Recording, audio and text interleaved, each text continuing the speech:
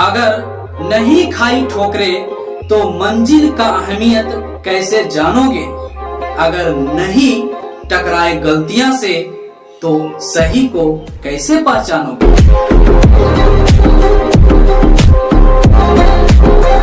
बिना छुए, है ना, बिना छुए अवतल उत्तल समतल दर्पण की पहचान करना। तो इस प्रकार से क्वेश्चन पूछ दिया जाता है ना। तो क्या करना, अगर छू कर हमसे अगर पूछा जाता कि नहीं आप छू कर बताइए, है ना, तो छू कर बताते तो ऐसे अगर उभरा हुआ पता चलता तो कहते क्या, अवतल दर्पण, है ना। धंसा हुआ पता चलता तो क्या कहते हैं, उत्तल दर्पण। और अगर बराबर समतल दिखता है, ऐसे चिकना पूरा बराबर, तो कहते हैं समतल दर्पण, समतल होता तो। लेकिन कहे नहीं, बिना छुए अब केवल आप दर्पण आपके सामने 3 दर्पण रख दिया जाएगा, आप बताइए तीनों में से कौन जो है जो अवतल है, उत्तल है और समतल है। ठीक है, तो करना क्या, दर्पण के सामने खड़ा हो जाना। मान लीजिए कि दर्पण हमारा हथेली क्या है, हाथ क्या है, दर्पण, आई कोई वस्तु है, ठीक है।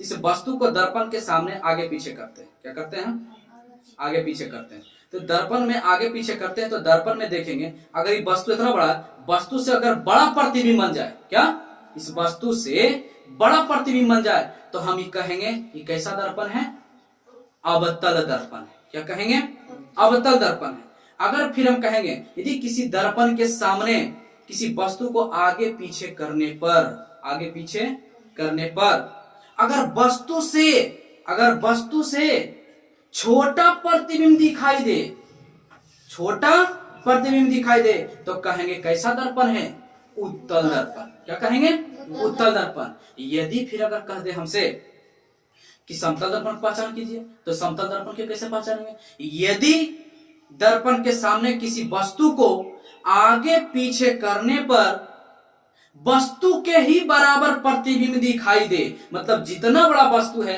उतना ही दर्पण में दिखाई दे, तब कहेंगे वह कैसा दर्पण है, समतल दर्पण है। कैसा दर्पण है, समतल दर्पण है। क्लियर यहाँ तक। तो देखो यही तो लिखा हुआ है कि किसी वस्तु को दर्पण के सामने आगे पीछे करने पर वस्तु से बड़ा प्रतिबिंब, क्या वस्तु से बड़ा प्रतिबिंब दिखाई दे, तब बड़ा क्या हो जाता है, अवतल दर्पण। क्या हो जाता है, अवतल दर्पण। अच्छा, अगर किसी वस्तु को दर्पण के सामने आगे पीछे करने पर वस्तु से क्या दिखे, छोटा प्रतिबिंब दिखाई दे, तो कैसा हो जाता है, उत्तल दर्पण।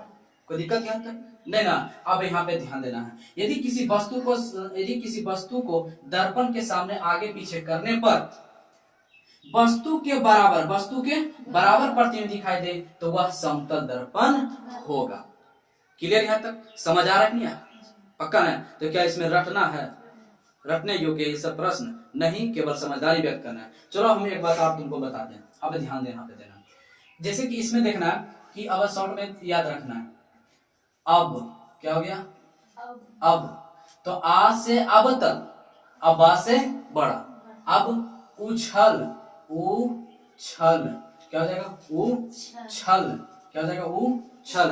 तो उ से उत्तल, छा से छोटा, मतलब ये दोनों ला सेंटेंस को बनाने के लिए लिया गया, ठीक है ना। किसको लिया, सेंटेंस को बनाने के लिए, ला से कोई मतलब नहीं, ठीक है, लेकिन बनाने के लिए सेंटेंस, है ना, बोलने में अच्छा लगे इसलिए लिया गया, ठीक है।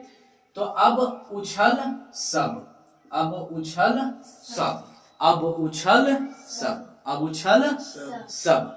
तो आ से अवतल, बा से बड़ा, तो कौन सा दर्पण होगा, ऐसो अवतल में बड़ा होगा प्रतिबिंब, तो आगे पीछे किसी वस्तु को करेंगे तो बड़ा प्रतिबिंब बने तो अवतल हो जाएगा।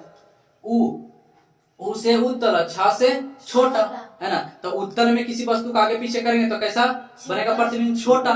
और स से समतल, बा से बराबर, बा से बराबर, तो ये में बड़ा नहीं कर देना, ठीक है ना। क्लियर, तो यहाँ पर ध्यान देना है। अब उछल सब, तो इसे सेंटेंस को बनाने के लिए लिया गया, क्लियर ना। अब उछल सब, अब उछल सब, याद रहेगा। तो अब के मतलब अवतल बड़ा प्रतिबिंब, है ना। उछल तो उसे उत्तल, और छा से छोटा, और सब, सा से समतल और बा से बराबर। क्लियर।